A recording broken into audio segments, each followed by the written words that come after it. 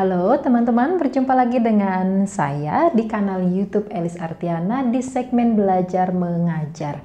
Dan di video kali ini saya akan membahas bagaimana caranya agar kita bisa berbicara dengan baik, dengan lancar, dan bisa menjelaskan materi ajar dengan bisa mudah dipahami oleh siswa, begitu ya. Jadi ada banyak penyebab seseorang itu kesulitan berbicara di depan orang lain, ya, di depan banyak orang khususnya. Dalam konteks pengajaran, yang dimaksud dengan orang-orang di sini adalah siswa kita sendiri.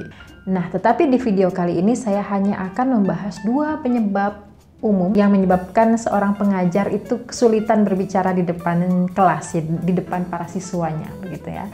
Nah, penyebabnya apa? Yang pertama itu adalah rasa gugup.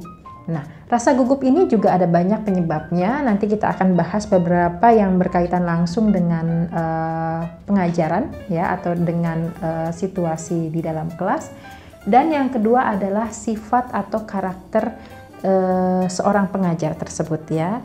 Artinya yang kedua ini memang berkaitan langsung dengan sifat atau karakter si guru tersebut, ya. Ini relatif sulit untuk diubah, ya, karena memang ini berkaitan dengan sifat manusia, sifat seseorang, tetapi bukan berarti tidak bisa, ya.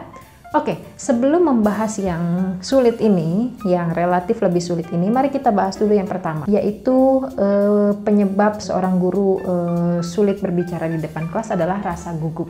Rasa gugup itu muncul dari kekhawatiran atau kecemasan tidak mampu menghadapi satu situasi. Jadi begini, kalau seseorang merasa tidak mampu menghadapi satu hal, ya, bisa karena satu hal tersebut adalah hal yang baru bagi dirinya atau hal yang belum dia ketahui seperti apa, begitu, itu akan cenderung membuat seseorang merasa gugup, ya. Dalam konteks ini, dalam konteks pengajaran, seorang guru bisa merasa gugup karena dia tidak tahu materi atau tidak merasa betul-betul menguasai materi yang akan disampaikan, ya. Jadi rasa gugup yang biasanya dialami guru khususnya pada pertemuan-pertemuan awal atau ketika pertama kali guru tersebut mengajar, ya, biasanya penyebab terbesar adalah karena merasa tidak mampu atau belum menguasai materi yang akan diajarkan. Oleh karena itu, dengan sangat mudah kita menyimpulkan bahwa solusinya adalah kuasai materi yang akan kita sampaikan di kelas tersebut, ya. Nah, ini juga pernah saya bahas di video yang sudah lalu. Nanti teman-teman bisa cek juga di video itu. Jadi kemampuan kita dalam menguasai materi yang akan kita sampaikan itu akan mengurangi rasa gugup yang kita rasakan ketika mulai mengajar, ya. Karena kita percaya bahwa kita mampu menyampaikannya, oleh karena itu kita merasa lebih percaya diri, begitu. Itu solusi yang bisa kita ambil, yaitu kuasai materi dengan sebaik-baiknya. Kemudian yang juga membuat seseorang merasa gugup itu adalah karena si guru tersebut tidak mengenal atau belum mengenal siswanya. Biasanya ini terjadi di awal-awal pertemuan ketika guru tersebut belum kenal siapa sih siswa saya, begitu. Oleh karena itu solusi yang bisa diambil adalah kita harus mengenal betul siapa siswa kita, dan di awal kita bisa mulai membaca siapa nama mereka. Kita lihat daftar absensi misalnya, kemudian kita lihat, oh namanya ini, jumlahnya sekian, ada berapa laki-laki, ada berapa perempuan. Kemudian di dalam kelas nanti kita mengecek siapa yang mana, ya, si Anu tuh yang mana orangnya, begitu ya. Kalau sudah kenal, kalau kita sudah mengenal orang-orang yang ada di depan kita atau orang-orang yang nantinya akan berinteraksi dengan kita, biasanya itu relatif membuat kita tidak merasa gugup. Dalam konteks ini, artinya kalau kita sudah mengenal betul siapa siswa kita, biasanya itu akan membuat kita lebih tenang, begitu ya. Kita bisa mengukur, oh ini siswa saya, seperti ini orangnya, dan dengan begitu saya bisa berinteraksi dengan mudah dengan mereka, begitu ya. Dan hal berikutnya yang membuat guru merasa gugup sehingga membuat dia sulit berbicara di depan kelas adalah karena guru tersebut belum merasa nyaman dengan dirinya di kelas tersebut atau belum merasa nyaman dengan kelas tersebut. Nah, Untuk hal ini, biasanya solusi yang bisa kita pilih itu bermacam-macam, ya. Artinya disesuaikan dengan guru tersebut. Kira-kira kita bisa menganalisis diri kita sendiri, kira-kira apa yang membuat kita merasa nyaman di kelas. Kalau saya biasanya, teman-teman bisa meniru cara saya. Biasanya yang saya lakukan itu adalah saya akan datang lebih awal dibandingkan dengan siswa-siswa saya. Jadi kalau kelasnya itu mulai jam 8 misalnya, maka saya akan hadir misalnya jam 8 kurang 15 menit. Saya akan masuk ke kelas lebih dulu. Saya akan menata materi-materi yang akan disampaikan di atas meja saya. Misalnya lembar latihannya sebelah mana, bukunya sebelah mana, begitu.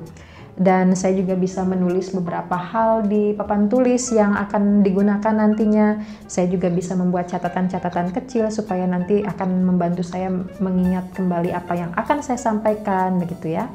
Dan biasanya saya juga memutar musik. Ya, ini sangat efektif menenangkan diri saya ketika saya merasa gugup ketika akan mulai mengajar, begitu ya. Saya biasanya mendengarkan musik yang saya sukai, yang bisa membuat saya lebih tenang, lebih bersemangat, mood saya lebih bagus, begitu ya.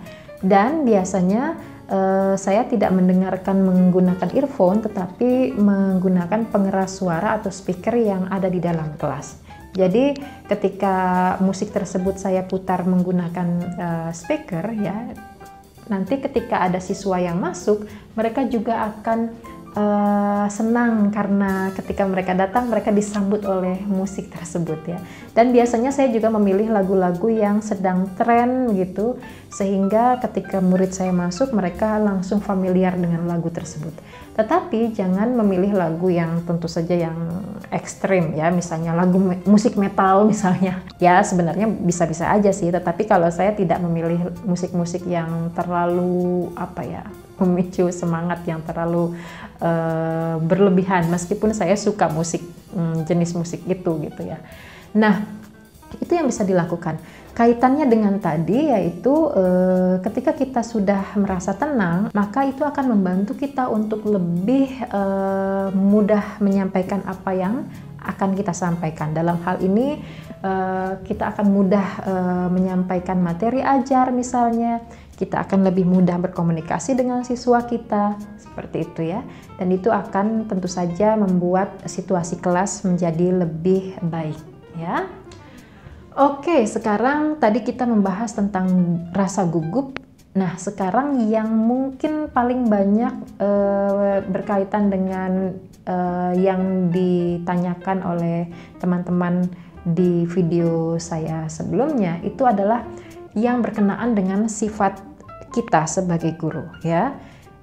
Saya pribadi termasuk orang yang sebetulnya tidak berani berbicara di depan orang banyak atau tidak merasa nyaman, selalu merasa seperti terintimidasi meskipun sebetulnya forum tersebut baik-baik saja begitu, apalagi di depan kelas. Kelas itu kan sebetulnya rumah kita, ya, bagi seorang guru dan siswa, sehingga sebetulnya tidak ada alasan bagi kita tidak merasa nyaman berbicara di depan kelas.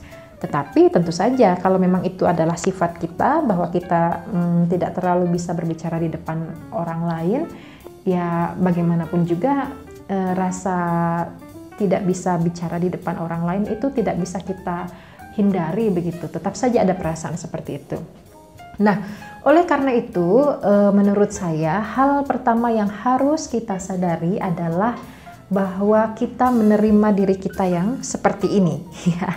Diri kita yang memang tidak terlalu bisa atraktif di depan orang lain ketika berbicara, atau kita bukan tipikal guru yang sangat rame begitu di kelas, yang bisa membuat siswa itu bersemangat begitu ya. Biasanya kan ada guru-guru yang seperti itu ya. Nah, lalu bagaimana cara menghadapi situasi seperti ini? Pertama, kita harus sadari bahwa ini memang diri kita. Artinya ketika kita sadari bahwa ya memang saya seperti ini begitu ya, artinya kita bisa menerima keadaan kita dan jangan sampai memaksakan diri kita untuk menjadi orang lain, ya.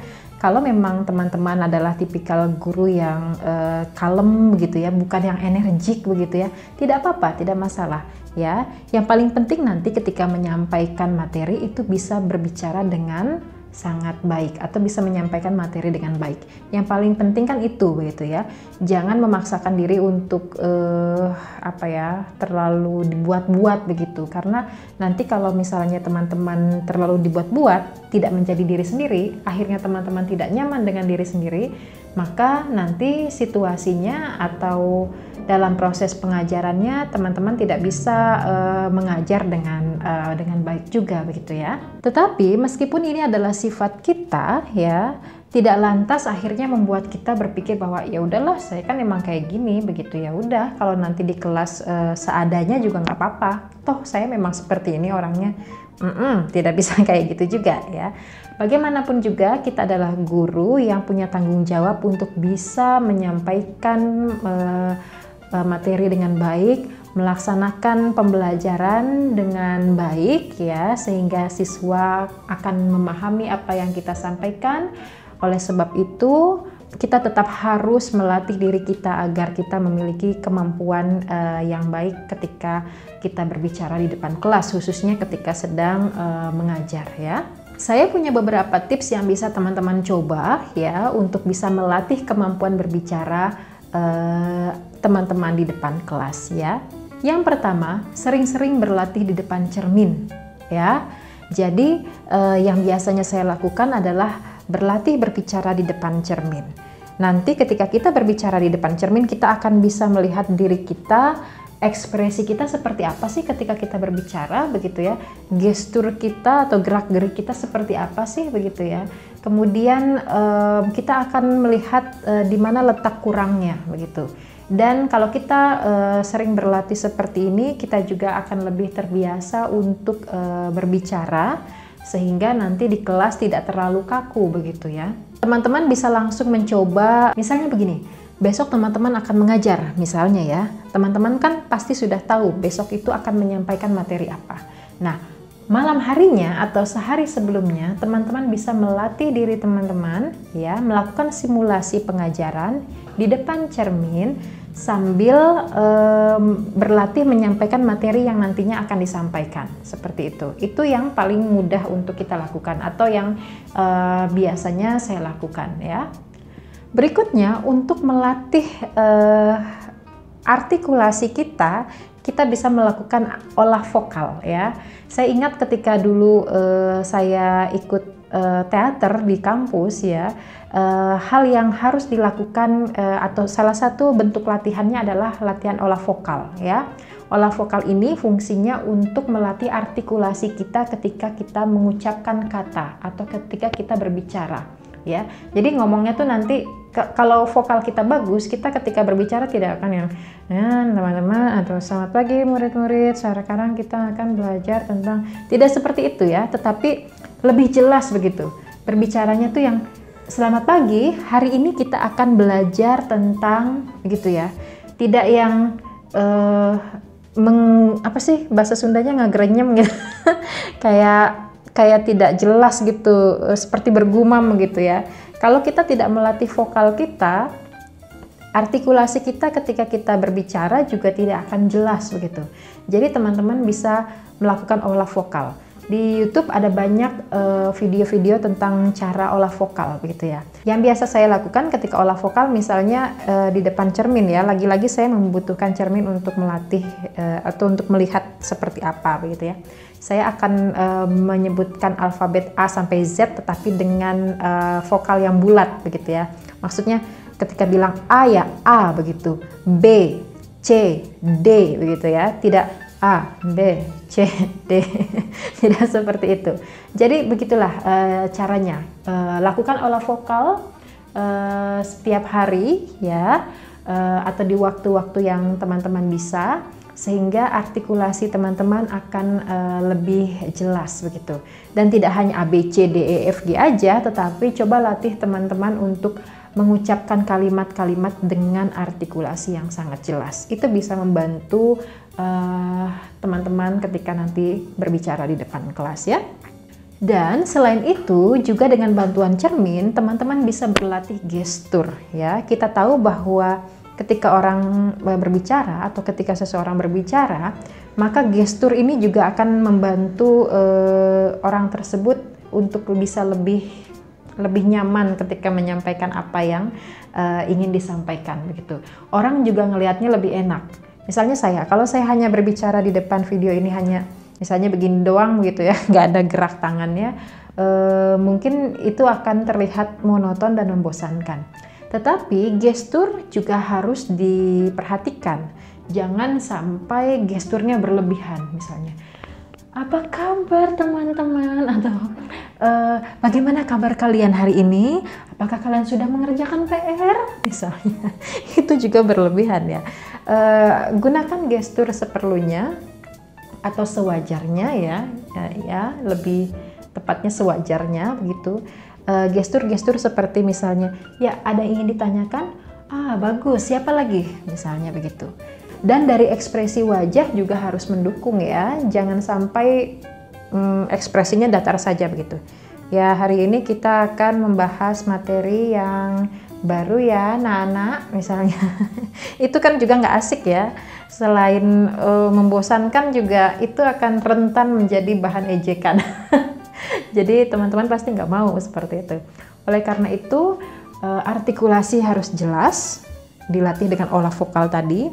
Gestur juga harus digunakan sewajarnya ya, sesuai dengan apa yang kita katakan. Misalnya ketika mempersilahkan kita bisa pakai gestur seperti ini, ketika misalnya meminta mereka untuk menyimak bisa seperti ini begitu ya, meskipun tidak yang ya bagaimana begitu ya, lebay juga gitu ya.